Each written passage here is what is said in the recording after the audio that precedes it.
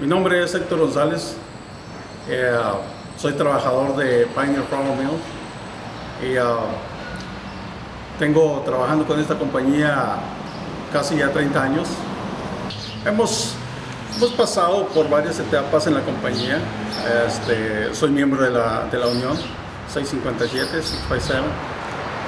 Teamsters. Hay ciertas situaciones que han pasado y quizás esto de la compañía no los da a conocer porque no le conviene, ¿verdad? Pero han tenido accidentes. Un supervisor se tiró bueno, entre comillas, ¿no? Es lo que dicen ellos, que se tiró en el pie, que fue un accidente, pero de verdad nosotros no sabemos, porque esta persona, un anglosajón, ¿verdad?, que era supervisor, traía armas en su camioneta. Nosotros no sabemos con qué finalidad traía esas armas en su troca, ¿no? Hay muchas cosas que nosotros nos hemos puesto a pensar y claro, en cierto momento nos dio miedo porque dijimos, bueno, esta persona angla, ¿verdad?, o blanca, y nosotros mexicanos, o sea, ustedes saben cómo hay en este país discriminación y no sabemos que si acaso le iba a usar contra alguno de nosotros o contra varios de nosotros, no sabemos, ¿me entiende? We've heard him before talking about that he shoots all kinds of cans, beer cans, soda cans, Mexicans, Puerto Ricans, whatever kind of cans he can see, he'll shoot them. So I took that as a racist statement. I went and talked to another supervisor about it. I let him know that the supervisor was asking me if I wanted to purchase guns off him. I told him I don't buy guns. I had figured it would stop. The supervisor told me it would stop. He said he had talked to him that the supervisor would no longer bring firearms on property. He'll no longer look at firearms on his computer. And apparently that didn't stop.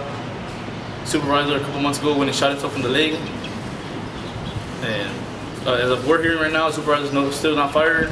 But if it was a union member or any member off the floor, he would have been terminated that very first day just for having a weapon or just talking about a weapon. A while back, some employee was making bomb threats to Pioneer, so they would evacuate us, like a fire drill.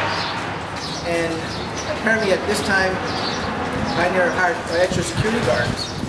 And one of our employees was joking with the security guard and told him what he was doing, looking for a gun. And he wound up getting fired just for saying that. And now you have a supervisor that shot himself, and we still don't know whether he's fired or he's still employed. You know, I mean, I don't understand what's going on, or why just because he has a license he can do that because he's a supervisor, and a regular employee just mentions a gun.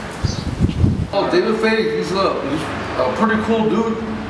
Me and him got along strictly because me and him like World War II events. The gun issue, he was always looking at guns on the computer, and always offered me if I wanted to buy one. I guess he has an artillery or something at home, or I don't know. This guy, he has to have something because that's his main focus in life, is to sell guns, sell coins, is to just sell stuff in there. And that's one of the biggest rules in the company, that you're not allowed to solicit. And this guy's breaking one of the main rules, and if it was one of us on the floor, we'd be gone within a second. And I've heard of them trying to get rid of employees because they're soliciting property, soliciting food, whatever they have to make money. And this guy's just doing it just because to him it's a hobby. And I guess the hobby caught up to him because he ended up shooting himself in the leg. I didn't hear the shot, but I saw Adrian by the gate here in the yard. And he just said, hey, we saw the cops driving into the Pioneer, parking lot. And Adrian asked me, told me, hey, come on, let's go check it out. So we hopped in his car and we went out there to check it out. And a lot of chaos going on between Pioneer supervisors, running back and forth, and then eventually I found out that he had shot himself. We were picketing and we heard a noise, but we didn't know what it was. The supervisor was just honking his horn. The security went over there to see what was going on. Saw him locked up in his truck. Well, it's scary because what was he planning to do? Was he planning to shoot us, the strikers? The company claims that no, that wasn't the case, but how do we know? He had two loaded guns, according to the police report. The 44 and the 45 that they confiscated. The guy shoots himself. He's unloading the gun in the parking lot. Here we are out picking our signs. Is it safe for us? Is it good safe for for our members to be out there with their sign? That's something we live still today with. To look at supervisors, watch what they're doing, watch what they're saying. You know, if there's any hand movement, you know, we're not going to stand on the street and say we're not terrified of supervisors, because I mean, hey, you got one that just shot, you know, he shot himself. You know, what's going to stop him shooting himself and shooting one of our members out there on the street? So the people defending him, you know, I don't think that's fair or all right.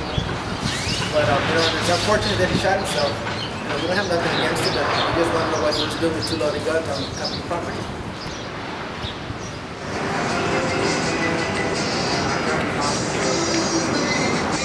So we were very disappointed on that decision because we feel that it was related to the strike. I mean, how can the man have 2 loaded guns and